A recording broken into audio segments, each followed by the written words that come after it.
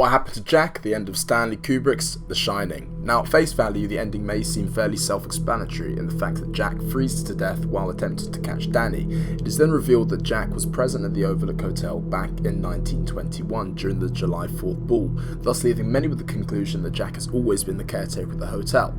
I, however, don't believe this to be the case, and I personally believe that Jack has in fact been absorbed into the hotel following his death, and that the Overlook will then use Jack as a vice to interact and intervene with future residents of the hotel, thus continuing the curse of the Overlook Hotel. I also believe this to be the case of anyone else who also meets their fate at the Overlook Hotel. Now, let's assess the evidence, shall we? Scanning back through the film, I'd like to focus on our first interaction with Grady, and specifically the scene with them in the bathroom. Now, Grady is said to be the previous caretaker of the hotel, as described by Mr. Ullman when we learn of the atrocities that he did commit during his tenure as the caretaker.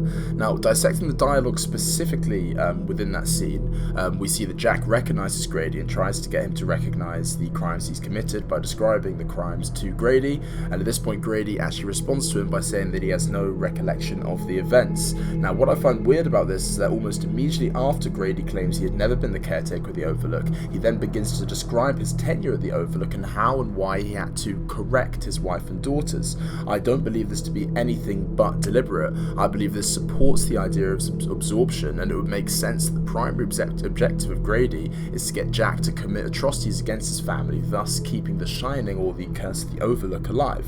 Another aspect I'd like to explore is the other people that are present in the photo of Jack at the July 4th ball.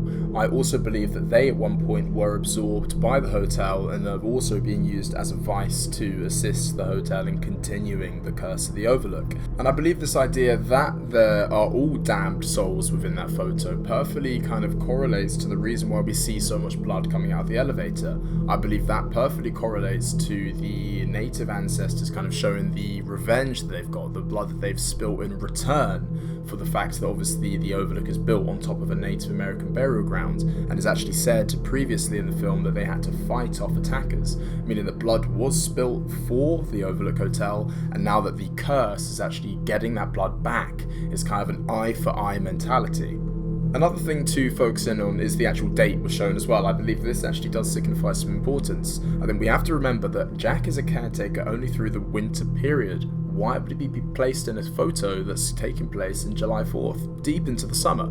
It doesn't make sense. There wouldn't be a reason for him to be there. I believe the dates were from November to March, as Mr. Ullman said, meaning that a 5-month period of the hotel, I believe that would satisfy anyone's soul enough not to return.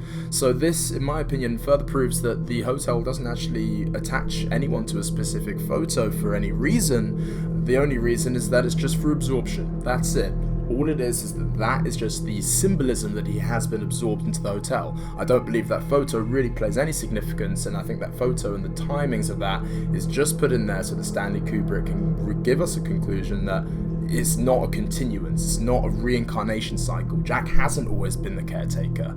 It's just a way of the Shining manipulating and confusing the situation so that Jack again believes that he's fulfilling some sort of prophecy, which he is, which is continuance of the curse of the Overlook. Now, that is probably where I'm going to leave that for today, guys. I hope you guys did enjoy. Please do leave your comments and thoughts down below. I do love to have a read through the comments. And Bandman, out.